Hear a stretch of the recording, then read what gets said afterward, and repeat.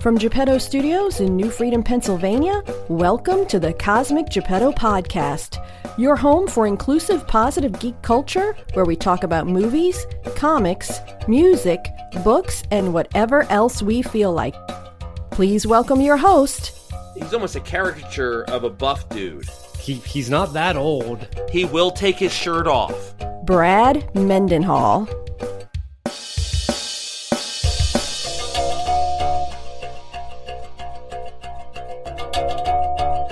Hey kids, it is episode 248 of the Cosmic Geppetto Podcast. For the final show of the year, we reconvened Honey Badger and her amazing friends for a 2021 wrap-up. This is possibly my favorite episode of the year to record. Jarf, Katie, and Mike are some of my favorite people on the planet. They never disappoint. Anywho, let's dive in.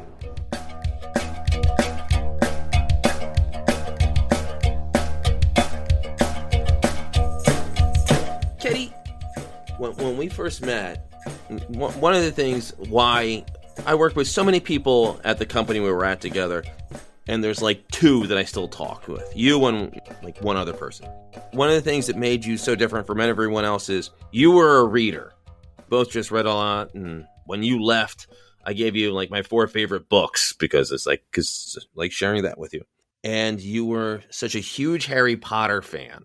I think we've touched upon it a little bit every now and then, but J.K. Rowling is no longer the beloved figure she was. How do you feel about that, and how does that affect your enjoyment of the work? I gotta tell you, I'm still struggling with this. I believe we did talk about this. I can't remember when, but I struggle with it because it's that whole like separating the artist from the art. But I'm having a hard time because it just her actual real world views don't make sense to me. And I think that's part of it, is that, you know, she created this inclusive world where who cares that Dumbledore is gay, and who cares who your parents are? Like, you can be great on your own. You just need to be a good person. And then for her to come out with the views that she has, and it's just like, this doesn't make any sense. Like, did she have a stroke? Like, what is going on? But like, instead of being like, sorry guys, I made a mistake.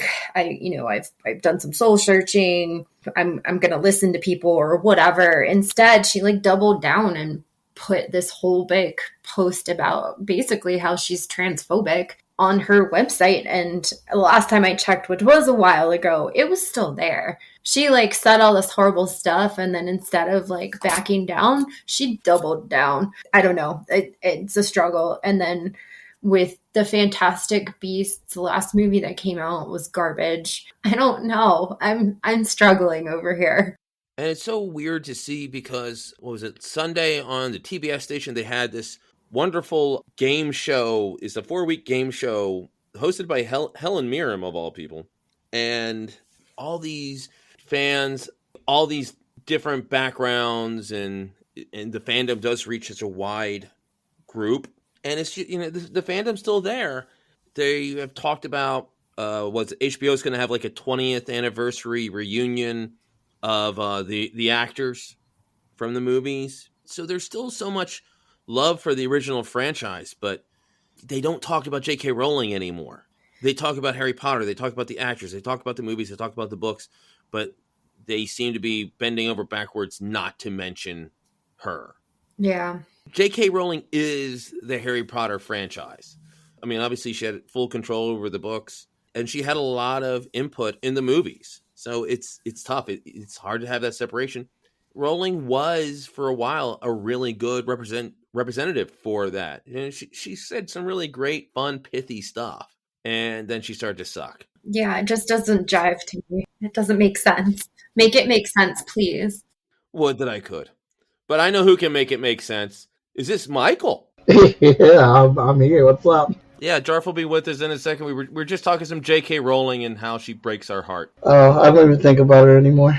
I just think about the material that she made, so that's all I care about. And that's what we're all trying to do. And it's certainly not the first, and sadly it won't be the last time that somebody whose art and product I've enjoyed is, you know, disappointed me. They're not making any more Joss Whedon movies.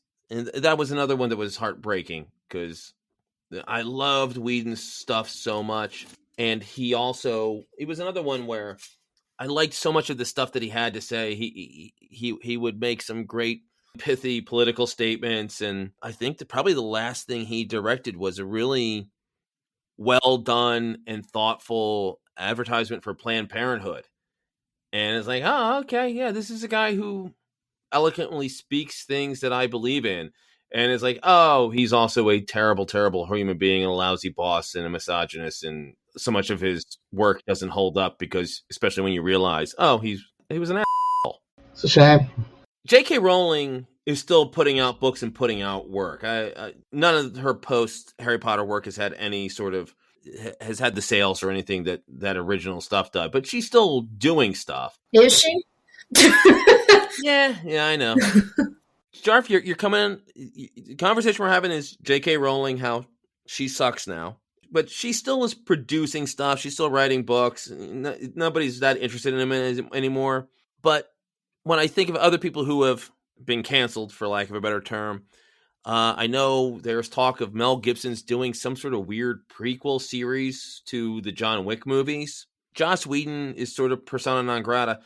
Do you think he's going to have some sort of redemption story, or someone's going to give him a chance to do another movie? Or I know when I talked with Scott Corelli this past summer, Corelli believed that Joss Whedon will never do another movie. He's never going to run another show. He's just going to spend the rest of his career anonymously script doctoring.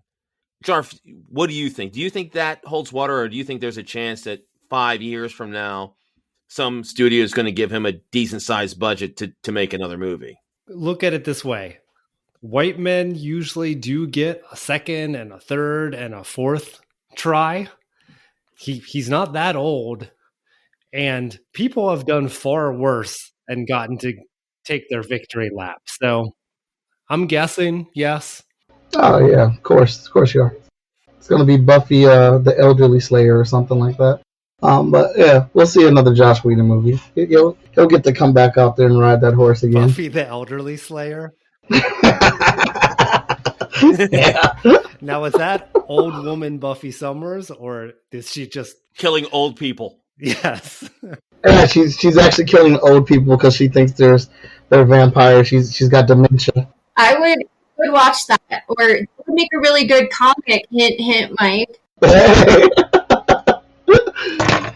There's some like "Happy Birthday to you, Grandma," and then just Sarah Michelle Gellar kicking down the door is like, "Not now, old lady." And she didn't turn to dust. I guess they don't do that anymore.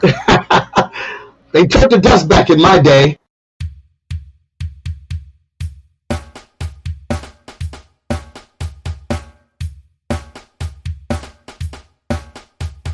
Honey Badger and her amazing friends are together again. There's only one way to finish out a year, the final episode of 2021.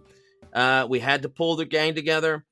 It's tough because we're recording at the very, very end of November. So we're not going to have a chance to properly talk about a movie that I think, Mike Watson, you're excited to see it, Spider-Man No Way Home. Mike, who's going to be in that movie? I don't know. I don't care. I just want to watch the movie. I'm tired of people trying to theorize and stuff Toby and Andrew in it.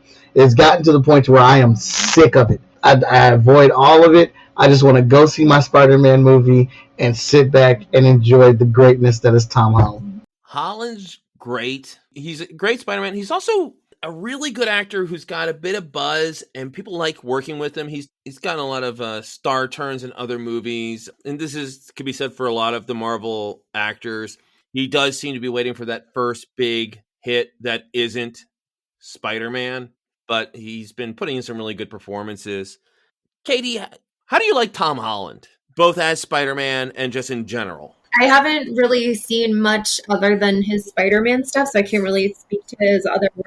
But I think he's a really funny and charming Spider-Man.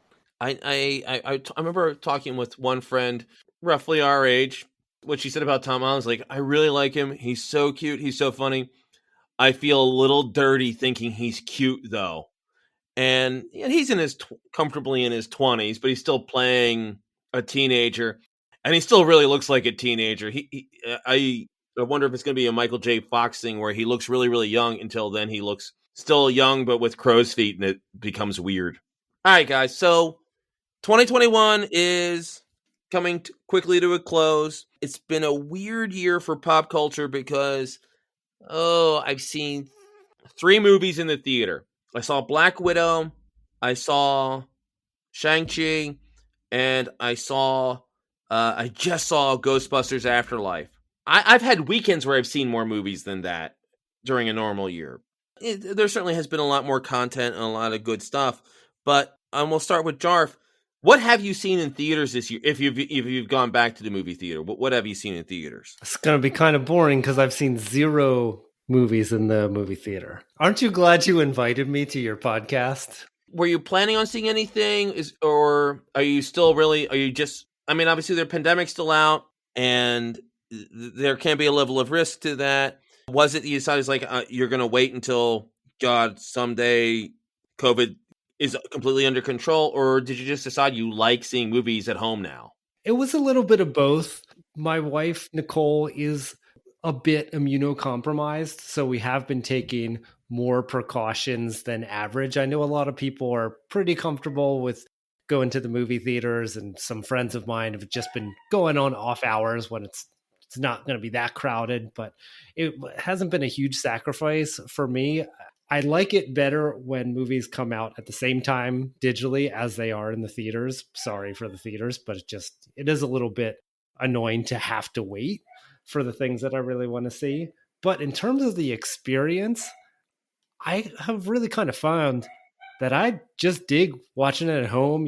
I've got all the snacks that I've liked. I have my living room set up comfy the way I like it. Movie theaters, I think, frown on you bringing your dog in with you. So Georgia gets to be a part of the experience. So yeah, I'm quite happy just kicking back, watching them at home. Favorite movie to see at home, 2021? Probably Black Widow. Yeah. And a big part of that was the excitement of it just came out, watching it open in weekend. And I thought it was a fun flick. Black Widow, Eternals, Ghostbusters, Fast and Furious 9. Yeah, the big ones. I would agree with the previous statements of I do enjoy watching them at home. I'm at the point right now where it has to be a huge ass movie for me to go see it at the movie theaters. For me to get the movie experience. This pandemic has made me discover a lot of these movies ain't worth the time of day for a movie ticket. They're not good for the theaters, and I'm sorry to say that, but they're great for straight releases at home. I'd rather pay $25-$30 at home for the movie where I get to keep it and I can watch it at home with my entire family and not be pissed that I just watched this thing, because it's almost $100 for us to go to the movies. So I spend $25-$30 at home. I'm that's okay. That's family night. But $100 and the movie's trash, I'm infuriated. What was your favorite movie to see at home? Oh, at home, we've seen so many. And I'm going to have to say, watching Shang-Chi again at home. Oh, yeah, I saw Shang-Chi at the movie theaters, too. Watching Shang-Chi at home was great, because I got to watch it as many times as I wanted, and it's amazing. My favorite movie, though, there have been so many things that have come out that are just ridiculous. I'm going to have to say The Harder They Fall. Oh, that was so good. There's a ton of stuff. And I hope the companies are making money, because I definitely prefer it this way.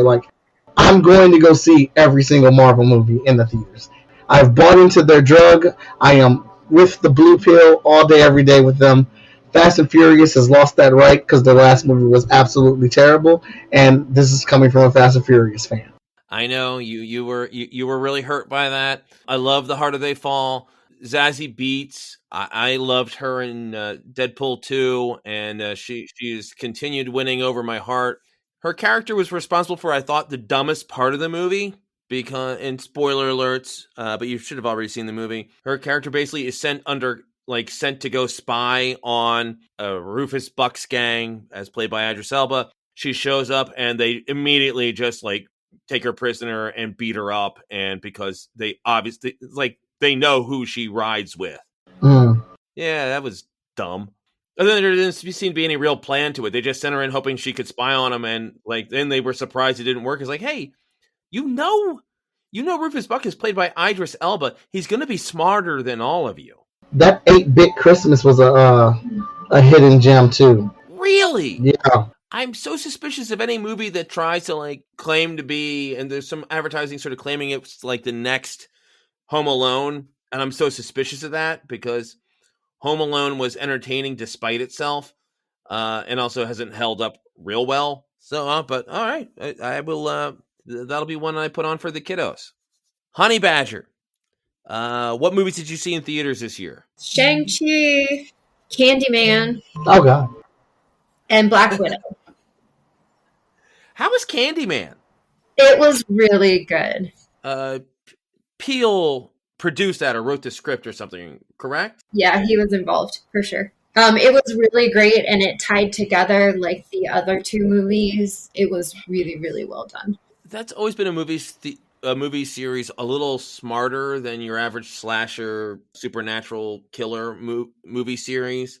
Even though it had some pretty crappy direct-to-video stuff, but it always helped. The actor who played Candyman was awesome. It was a really great story, great acting, tied everything together. It was just a all-around really well-done film. What was your favorite movie to watch at home this year? Woman in the Window. Help me out, Woman in the Window. It was on Netflix. Oh, Amy Adams, Anthony Mackie. Yeah. Wyatt Russell was in there. Hey, Wyatt Russell. I remember there being talk about that, and Amy Adams tends to be wonderful. So very cool.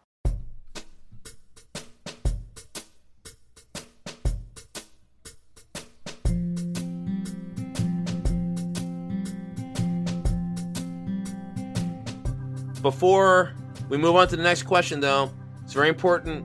Katie, do you have a question for us? I do. So we actually didn't touch on this yet, which I'm a little surprised, but Matrix 4 is coming out on December 22nd. There's been an 18-year pause between the last movie and this movie. Do you guys think that there was always intended to be a fourth Matrix movie, or do you think that things changed and they decided to make another one? I don't think there always was intended to be a fourth Matrix movie, but because they were so good, in my opinion, of using so many different outlets to tell the story, because it crossed over with video games, anime, the movies, and a computer game, all that stuff is connected. I think there was enough pieces there for them to be able to make a fourth movie. All movies are cash grabs, but I think there's a lot of heart that's going to be in this one. I think this is a passion project, and because so much information's there, that they're able to make a good fourth movie. Because I'm excited about I'm going to the movie theaters to go see that. I'm there all day. I would agree with Michael both on I don't think that it was intended, and I'm also very excited. It's been really fun to see how the lore has expanded and grown over the years into those different media. And I think that they maybe might have something just interesting and fun to say with the concept that got a little lost in the second and the third movie because they came so fresh on the heels of such a big first one. And the story just got a little bit overblown, and it was too caught up in that initial hype. So now just to reflect back and to think, okay, what made this work? What is important about these characters? And really get to come back and tell a new story, that is intriguing to me. Yeah, I'll echo their thoughts. They had no idea they were going to do a fourth movie, and I would be very surprised if they had any inkling to do another movie before 3-4 years ago. I'm sure the Wachowskis have been asked for a long time if they would do one. It all seems, I think, very fortuitous. The world fell in love with Keanu Reeves again between the work he's done for John Wick, and then he's had some really great cameos and small roles in other movies. They realized that they had a chance to work with him again and revisit an iconic role. I think The Matrix, because of the nature of that franchise, could lend itself to do something cool. I hope it's good. The Wachowskis have been doing interesting failures for a long time. The movies are always interesting, and they often are sort of revisited years later and is like, oh, Speed Racer was actually a much better movie than we thought when we saw it the first time. Speed Racer is amazing. I don't know what people wanted from a Speed Racer movie, but the thing, like, true to heart, that thing was amazing. Some fans loved it at the beginning, but a lot of people didn't like it. It wasn't financially successful, but so many people come around. It's like, oh, it was actually really cool. Wachowskis tend to be a little ahead of their time. I hope it's good. Some things do worry me. First off, Lana Wachowski is directing this movie by herself. Lily is not involved with it. I don't really know what the talent breakdown is of who has always been more the visual director. It'll be interesting to see how that sort of plays out on screen. And also, there is a weird thing, as I like Keanu Reeves. When I see him and he still has the shoulder length hair and the beard, he's still like playing John Wick. He really seems to be married to that look. And it makes it feel like a Keanu Reeves movie instead of a Matrix movie, which is great. Hey, I love Keanu Reeves, but I'm just interested to see it. It's something that could be really good, or it could be great, or it could be Beverly Hills Cop 3, a little past its expiration date, and a star who comes back to a movie when he seems like he'd rather be doing something else. We've seen that happen with a lot of sequels when they're done too many years after the last film, the last Die Hard, the last Beverly Hills Cop. They're talking about doing another Lethal Weapon.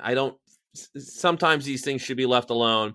I'll give it a chance. I'll definitely see it because we haven't had an action movie like Matrix for so long. For a while after the Matrix came out, every movie felt like just a knockoff of the Matrix.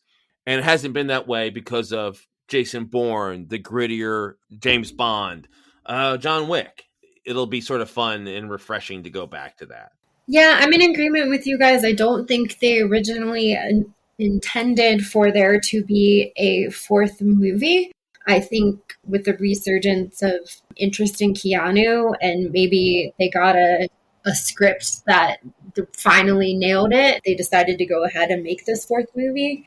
My husband, on the other hand, thinks they always intended to have a fourth Matrix movie, and Night Shyamalan and the sequels to Unbreakable were just sitting on it for a really long time. How did you feel when you found out that he would fall for anything? It's completely possible, and they might have had thoughts in the back of their minds like, oh, eventually we can revisit this, or eventually we can come back to it. I've never gotten that impression. That's a little more Tarantino. I know Tarantino, when he would talk about trying to film scenes when he did Kill Bill so he could do another Kill Bill movie 20 years later when dealing with the daughters of the characters from those original movies. We'll probably never really know unless it ties together perfect. I would like to say, for me, the movie I already said the movies I saw in theaters, Ghostbusters, Shang-Chi, and Black Widow. The one I really enjoyed watching from home, I loved The Suicide Squad. Oh, I forgot about that. That was incredible too. Damn it! It was so rewatchable. And the second time I watched it, there was just some scenes. It's like, well, I got to watch that again because it was so weird and violent and crazy, funny, stupid.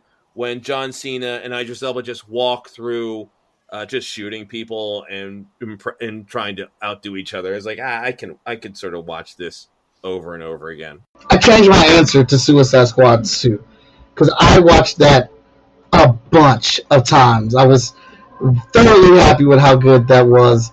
They did so many good things in there. Harley Quinn was like at her peak. Like her and oh boy, the sergeant or whatever. You can tell that they were best friends, that they were really close friends. In 3 scenes, they established that and showcased it. And it was so simple. I'm like, man, that's how you make a movie.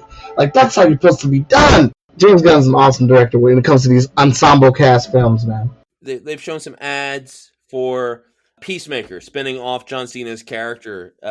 Mike, have you seen the Peacemaker advertisements? I have seen them. Are you excited? Are you looking forward to that? Because Gunn's involved with that show as well. I feel like Peacemaker wasn't the person to give a spin-off show to, but John Cena really got his acting chops up for this movie, And I know some people may be thinking that's not a stretch; it's an action movie. But there are a couple scenes in there where John Cena is absolutely believable as this character. I was very happy that he did the work that he did. I'm gonna watch it because I'm a geek and I have the app, so it's just like, why wouldn't I watch it? But I'm not, crazy over heels for it. Jarf, are you going to watch Peacemaker? Well, I have not seen the Suicide Squad yet, so it's hard to answer. In general, I'm lukewarm about a John Cena vehicle. I think he can be funny in things, but I don't know about starring in The Thing. So that's the thing. You would have to see Suicide Squad because John Cena absolutely sucks in Fast and Furious 9. Acting, action, he's just terrible. Like, it doesn't even make any sense. But in Suicide Squad, he's pretty damn spot on. There's a couple scenes that are like hard hitting that his character really stands out in, and I mean he nails it. He nails exactly what that scene is supposed to be about with that character, and I found that to be pretty impressive. Cena's at his best when he's sort of puffed up and stupid. He was great in Trainwreck, the Amy Schumer, Amy Schumer movie. I thought he was kind of funny in Bumblebee, but when he has to do too much of the acting, heavy lifting, or when he's too serious, he's so ridiculously proportioned. I mean, the guy's just massive and ridiculously square-jawed. He's almost a caricature of a buff dude. When he tries to be serious or be glowering, it's like, that just looks like a really angry Johnny Bravo cartoon. Peacemaker's the right role for that because it plays into the, I'm going to butcher the exact line, but him, like Peacemaker, he loves peace so much he'll kill every man, woman, and child to achieve it. That really works in the context of the character. Katie, are you going to watch the Peacemaker show? No, I haven't seen any of the Suicide Squad. I don't intend to. Not into it. That is completely fair. The first one was not very good. It's not. I would say give the second one a shot. Do you have HBO Max? No. Okay.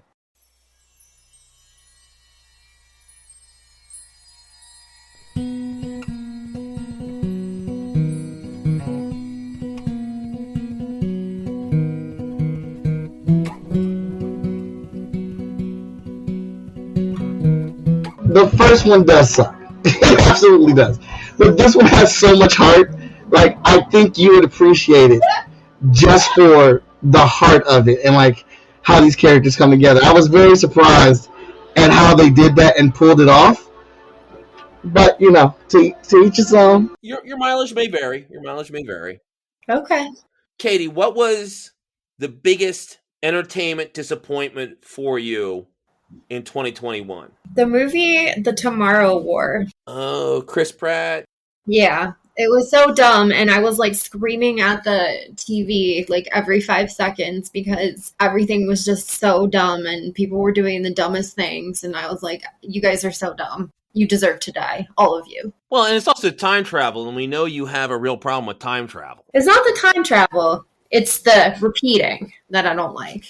That's one I haven't watched. I like Chris Pratt. I find leading man, buff dude Chris Pratt so much less interesting than I found chubby, dumb guy, third fiddle in Parks and Rec Chris Pratt. That's such a common problem when you work out and you get ripped and then people say, oh man, I liked you better before you were ripped. I know Mike deals with that all the time. All the time. It's a big problem in my world. It's a curse. Yeah. The 8-pack he has is like 8 curses upon him. Absolutely. It's so hard, but I get up with this body and I have to lift the weights and get the gains. Jarf, what was your biggest disappointment 2021? Are we still going to do our favorite thing from 2021 or what before when you asked favorite thing to watch at home? You limited me to movies. We'll do overall favorite. Okay. I just didn't want to end on a negative note. But biggest disappointment to me was What If? It's not that I didn't enjoy it. I thought it was pretty fun. I just thought they could have done a lot more with the concept, really used it as a fun sandbox to try out different styles, different artistic styles, different tones, instead of making it wide open and just treating it like the Twilight Zone where anything can happen. They actually made it, instead of a shared universe, a shared multiverse, and everything. I mean, I don't want to get all spoiler if you haven't seen it, so won't get into how things connect, but just if you zoom out at the whole story, they were really like weaving it all together, which is cute and fun, but limiting. Yeah, I watched the first episode of What If, Captain Carter. I thought it was good. I just didn't have interest in coming back to it. It's, it's still on Disney Plus. I could always come back to it any other time. It was a lot different then. And it's the first time with any of the Disney Marvel shows that's been the case. Because I watched the first 2 episodes of Hawkeye right away. I watched with bated breath every episode of WandaVision, Falcon and Winter Soldier. I enjoyed that so much, Loki. But What If is like, okay. Felt a little disposable to me. Now, Mike, for you, you've already talked about your disappointment with Fast and Furious 9. Was that the biggest disappointment, or was something else that like hurt you more? There's plenty of things that slapped me in the face and stabbed me in my heart, but nothing as devastating as the betrayal of Fast and Furious 9. As hard as I fought and stood up for that franchise, as much as I blocked people's comments and fought for it online, for Vin Diesel to destroy the word family the way that he did in that movie, it's repulsive. It really is. And they're going to have a long road to toe to get me back into the franchise. Actually, my son asked to watch Fast and Furious a couple days ago. I threw on Fast 5 because that's a classic. I will also like to tell you that is the very last movie that Dwayne "The Rock" Johnson actually acts in, where he actually is acting as another person. That's the last film it ever happens in. After that, he's The Rock moving forward.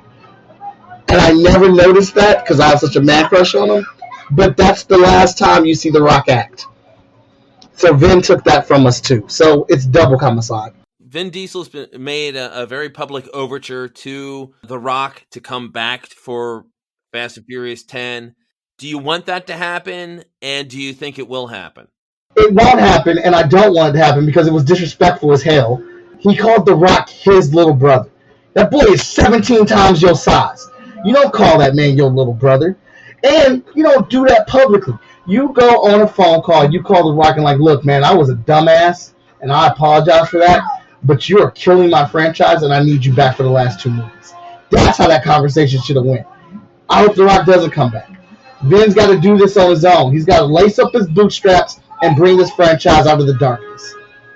For me, and I'm going to go in a different direction for a big disappointment, going back to the conversation Katie we're having about separating the artists from the music, from the artist from the art. I've been in a weird place for a while because one of my favorite musicians from the last 10 years is a guy named Ryan Adams. Made some really great music, but was known to be a really difficult guy. Got me too'd. He was married to Mandy Moore, and then they got divorced, and she talked about the difficulties that she had being married to him. There was some inappropriate behavior expressed. And then he put out an album called Big Colors. I didn't buy the album, but I did listen to it on streaming because I said a while ago I was never going to I wasn't going to go to any more of his concerts or buy his albums. But if it's something on streaming, and I know that they can still get some income from it, but I feel less dirty. I listened to it. I'm sure his recent scandals probably color it, but also it was just a bad album. So then I feel dirty several ways, is like dealing with, should I be throwing any sort of support, no matter how minor, to someone, is like, oh, I listened to it and then it was bad on top of it. I guess it wasn't bad per se. It definitely felt like an artist that lost his fastball. So just so many weird things tied together. It's like, I should have listened to this because A, this guy's an asshole, and B, then the album wasn't anything special. Yeah, that was my biggest disappointment. But let's talk about and Jarf's right. I don't want to limit it. We're going to talk about some positive things. So Jarf, what is your favorite piece of entertainment? No restrictions in 2021. So I'm going to go with two. One is the series Foundation. If you have not checked this out yet, you absolutely should. If you like high drama, a more cerebral sci-fi, great characters, fantastic sets. They filmed a lot on location, which is a bit of a lost art in the digital age. So highly recommend. The second is a podcast, somewhat of a friend of the show. It's the Oh Gosh, Oh Golly, Oh Wow podcast. And they, as you know, Brad, are covering the series Excalibur, the Marvel comic series, one issue at a time. And they've got great guests. You were their very first guest. And they've brought in a bunch of academics. They just have really interesting conversations. They look at some of the queer coding, how the series handles trauma. So they have these heavy and well-informed discussions. And they also just have a lot of fun. They clearly love these characters. Anna Prepard, who I had the opportunity to be on your WandaVision panel with, is a huge Nightcrawler fan, so she's always pointing out the sexy Nightcrawler of it all. It's Foundation and the Oh Gosh, Oh Golly, Oh Wow podcast. Those are my two faves. Yeah, I'm a big fan of Anna's. She is wonderful. That is a really good show. I enjoyed being on that, and I do wear as a point of pride that I was the first guest. No one can take that away from me. Honey Badger, what about you? What was your favorite piece of pop culture in 2021? So I have a few. Apparently, I really like miniseries because I really loved WandaVision. I loved the show Clickbait that was on Netflix. And then another Netflix miniseries was Behind Her Eyes. Those were all really well done. And I added WandaVision there because I actually didn't think I was going to like it. And I actually really loved it. So that was kind of like a surprise hit for me. And then the best book that I read this year is Stephen King's most recent book, which is called Later. And it's got a little bit of some Shining vibes to it. So it was really good.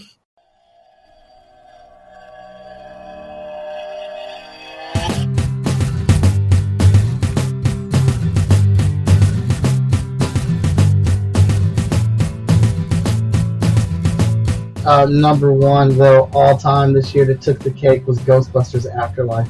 Really? You liked it that much? I absolutely loved it. It was like a true love letter for Ghostbuster fans. In my eyes, it gave me a lot of the things that like I didn't know I wanted, and I wanted it when I saw it. It was so good, and there are some call outs to some of my favorite pop culture things in there.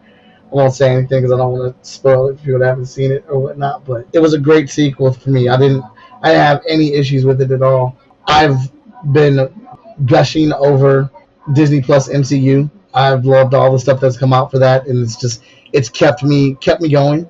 So MCU as a whole in 2021. Do you realize we got we're getting 10 MCU items this year? 10 plus. Between shows and movies, in 1 year we got all that. It's an embarrassment of riches. You don't even think you forget about shows like MODOK, which was really fun. Absolutely, and the way it's been spread out, it's kept me entertained. The runaway sneaker in there was the Star Wars anime flicks. Those were incredible. Spider-Man: No Way Home is looking like it's going to clean it up for me this year. So we'll see how that performs, but that's where I'm at. Something that I latched onto this year, and it's a wonderful podcast called God Awful Movies, because there is a whole subgenre of film. They are religious movies, and they're very preachy, and they usually have tiny budgets and very limited on the content that they're able to show. Kirk Cameron's been making these forever, and they tend to be terrible. These poor bastards watch these movies and then rip them apart. It's skit heavy, very funny. It comes out every Tuesday, and I am always like really thrilled when a new episode comes out. I have not watched a single movie that they have talked about, and I never will because they just sound dreadful. Gets a laugh out loud for me. I'm not really much of a laugher, surprisingly enough. When I watch something, no matter how funny it is, I rarely actually get to the point where I like something I find so outrageously funny that I laugh at it. And they get me every time. So highly recommend God Awful Movies. It's a fantastic show. We're getting kind of close to Jarf's bedtime. 2022 is coming towards us. There's a lot of really cool content. I want to find out what you're most excited about. Before we get to it, though, I want to see if Honey Badger has seen the trailer for the Disney Plus docu-series Limitless. I have not. Okay. It is a documentary following Chris Hemsworth as he goes to like the four corners of the planet battling the elements. And it turns out that no matter where Chris Hemsworth is, there's one thing you can count on. He will take his shirt off. Okay, well, I can get on board with that. I will have to send you the trailer. It's probably unbelievably stupid. It just looks like a travelogue where Chris Hemsworth gets to be Chris Hemsworth and smiles and is like, okay, it's time for me to go swimming again. It's like, why are you swimming? Oh, there goes the shirt. Never mind. As has been discussed many times, Katie has her huge crush on Chris Hemsworth, as does my mom. When I saw the trailer the first time, I sent the trailer to Mom. She's like, okay, when's that come out? It seems like a lot of stuff is coming ready-made for you, Katie, because they just announced in the last day or two there's going to be a third Magic Mike. I know. I am stoked. I love those stupid movies. Oh my God. So good. I know you like Channing Tatum, who hadn't done a movie for a while. I know he has a movie called Dog coming out in a little bit, which looks fine. But then when him and Soderbergh saying they're going to do another Magic Mike, it's like, well, I don't know what. Katie's going to set up a girls' night, or you're just going to see it yourself. 100%. No, I will. It will be a girls' night and it will be super fun. But the other thing about Channing Tatum is he is dating Zoe Kravitz, and I am 100% on board with that. I forgot about that. I love it. One of my bigger disappointments of this year was, I think it was towards the beginning of the year, if not it was late 2020, them announcing that they were not doing a second season of High Fidelity with Zoe Kravitz. And that show was amazing, and she was amazing in it, so they were stupid. So disappointed. That's one of the 4 books I gave you when you left the company where we worked together. I gave you High Fidelity. Yes, it is. Aside from the documentary series of Chris Hemsworth swimming a lot, what are you excited about in 2022? Jeepers Creepers Reborn, aka Jeepers Creepers 4. 1 and 2 were amazing horror films. 3 was god awful. And I was just reading today that the people who are making Jeepers Creepers 4 have said they're going to ignore the 3rd movie. So I'm super excited. I forgot that you do like your horror film. Yes. Help me out. I've never seen a Jeepers Creepers movie. What's the hook of those films? So it's this creature that comes out every 17 years or something and just harvests body parts from people. But it's really, really good. The first one, Jason Long's in it, or Justin Long is his name. And it's really good. And then the second one is actually you would think it would be really dumb because it's like a high school football team and there's some cheerleaders are coming back from state finals or whatever, and their bus gets attacked by the creeper. So anyway, it's really good. It's really well done. Don't watch the 3rd one. It's garbage. All right. So Jeepers Creepers 4 or Jeepers Creepers Reborn. All right. Very good. Mike, what are you most looking forward to in 2022? In 2022? Oh, goodness gracious. There's too much. I mean, who knows? Probably Doctor Strange, Multiverse of Madness.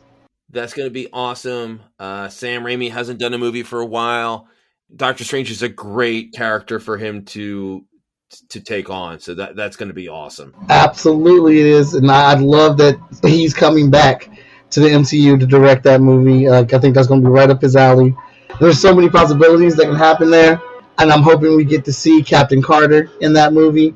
That would make me so happy. She was my favorite. She was probably like my favorite character this year. Do you think Bruce Campbell will be in Doctor Strange, and who will he be? I think he definitely will be in there, but I have no idea. I couldn't even begin to think about who he would be, but he absolutely is going to be in that movie. Jarf, what are you most looking forward to in 2022? Honey Badger's comment about Zoe Kravitz, that ties right into what I'm looking most forward to. The Batman. Zoe Kravitz is playing Catwoman. I mean, bless. You are the first person I've heard that excited about it. I've heard a lot of people who hope it's going to be good. The buzz for it has sort of felt like the buzz for Batman Begins, the first of the Christian Bale films, where people felt, by that point, people were so burnt out on Batman and they were so disappointed by the Clooney film. They've been hurt too recently. And it wasn't until the movie came out and people went out and saw it that they got excited again. But you're liking what you're seeing in the previews? I am, and I think honestly, I'm a little bit easier to please because I don't really like the character of Batman. I don't like the idea, so I'm not super attached to different ways that Batman's depicted. I can take and pick and choose what I like out of there's things that I loved about the 90s animated Batman. There's things that I love about Michael Keaton and Val Kilmer. And I've even been kind of slowly watching the Clooney ones. And there's even some enjoyable stuff in there. I mean, they're bad movies, but having grown up on syndicated 60s Adam West Batman, my introduction was funny Batman.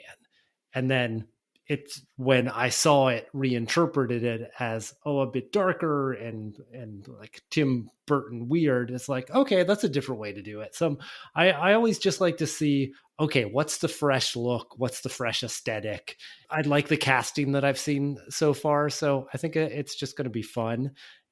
I enjoyed the Nolan films for what they were, but they're very heavy, idea laden, and that just is a lot less fun. So I'm here for a little bit more fun. I'm going to watch the Batman movie because I'm not in an uproar like some people are about Patterson being Batman. I can care less about that. My thing is, while that trailer was dope as hell, it was more like Iron Man than it was Batman.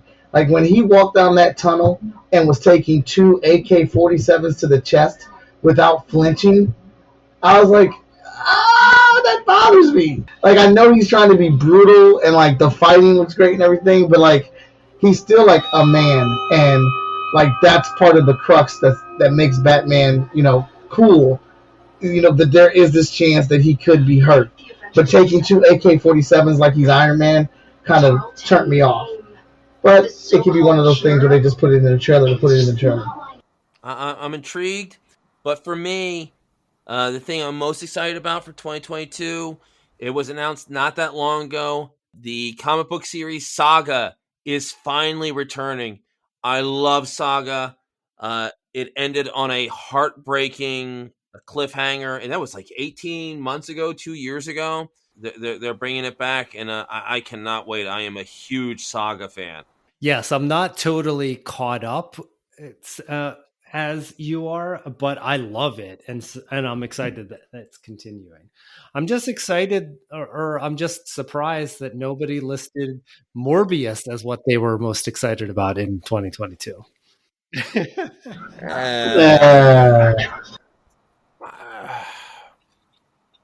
I talked with somebody who did some of the voice work for the first trailer, and this was well over a year ago, was talking about, it actually looks really good. I think it's going to be really good. And then I saw the first trailer, and I thought it looked fine.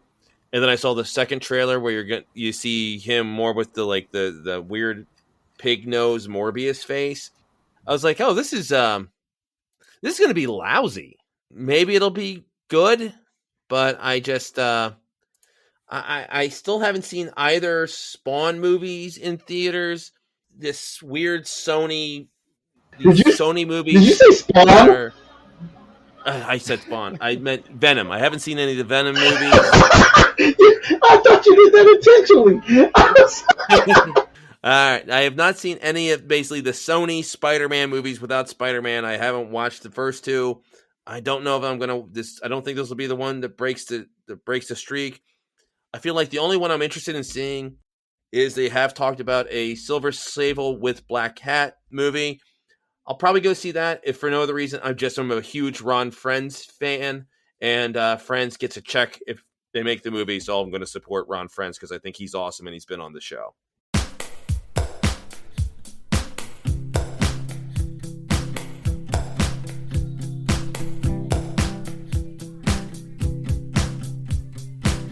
Mike, are you a Saga fan? I have respect for Saga. I've read some of it, but I have not been able to get back to it. I like what I've read. I just haven't been driven enough to get back and start picking it up. I've been picking it up for my wife, so that will be good to know that it's coming back. Yeah, I'm really excited for it. I just found out, and I didn't realize it when I saw it.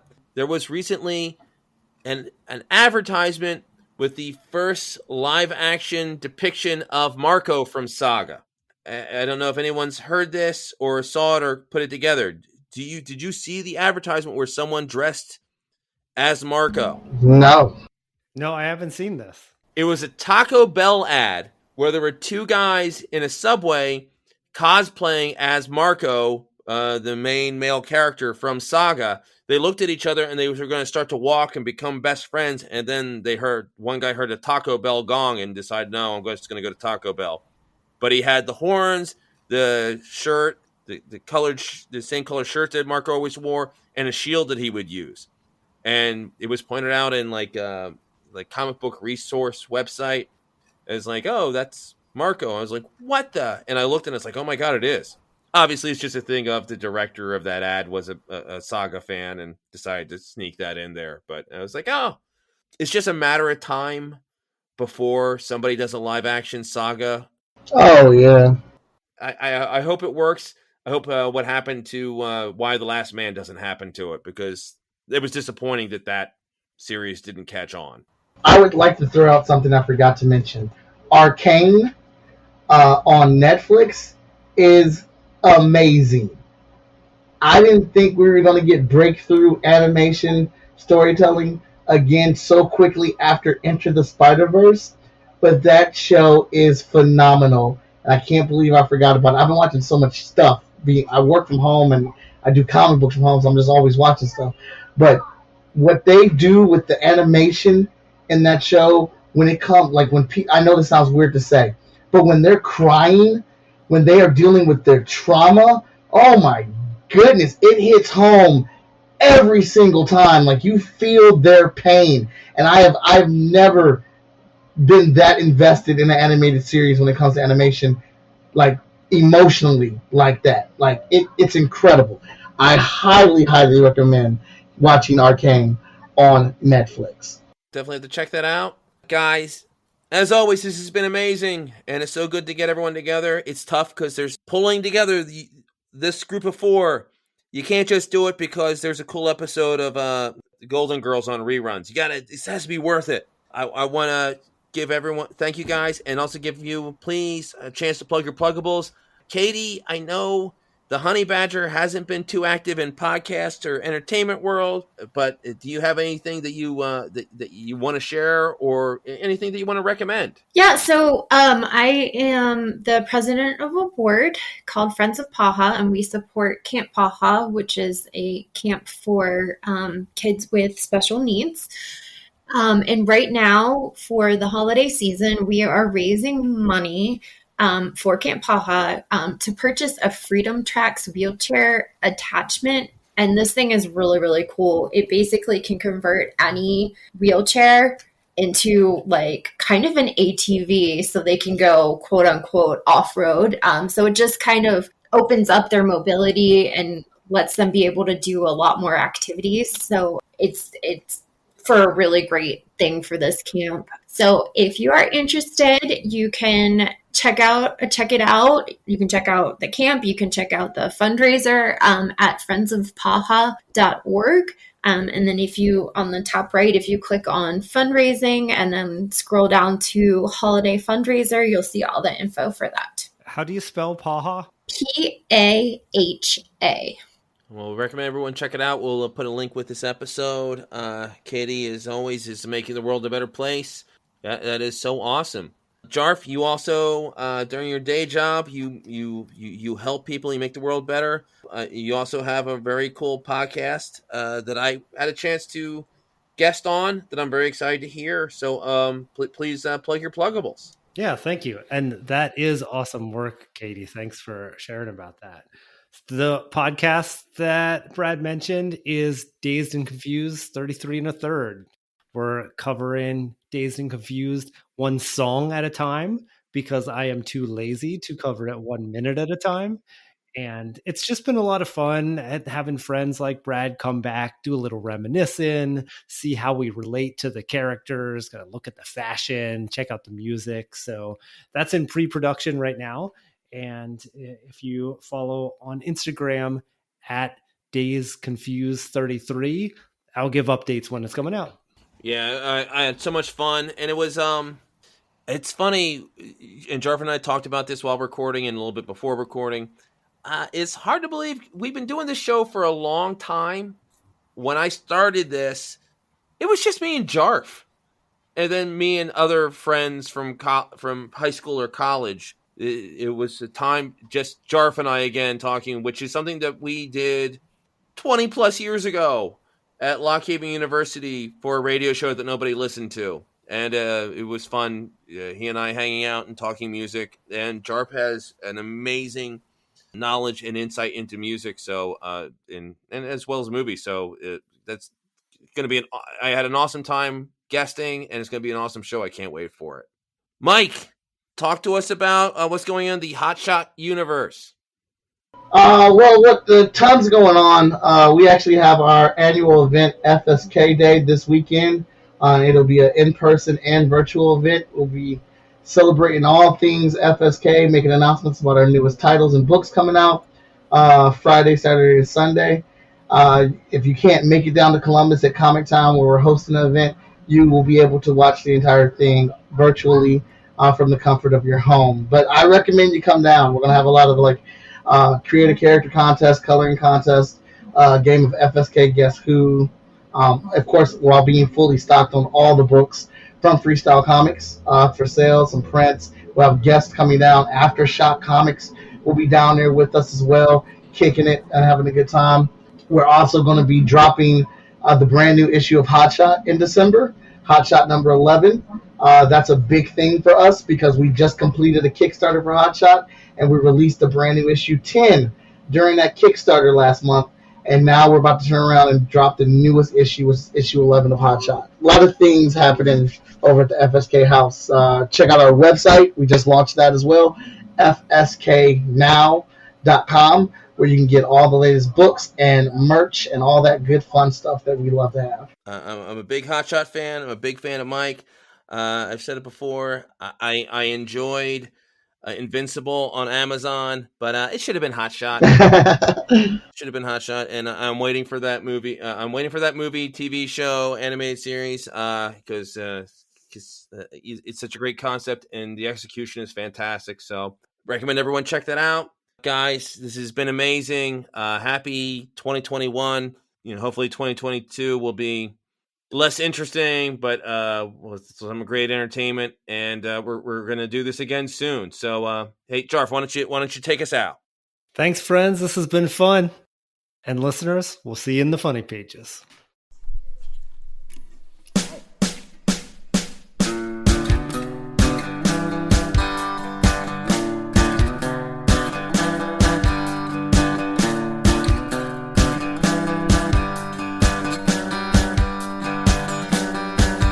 That wraps episode 248. Big thanks to Jarf, Mike Watson, and Katie. They are the best, and this show wouldn't be half what it is without them. Count on them to be here at the end of 2022. Next time on the Cosmic Geppetto Podcast, it's a new year, and fan favorite Daddy's House returns to talk about what to look forward to. As always, the Answer Man has lots of opinions and is incredibly entertaining and compelling. Till then, as Jarf already said, see you in the funny pages.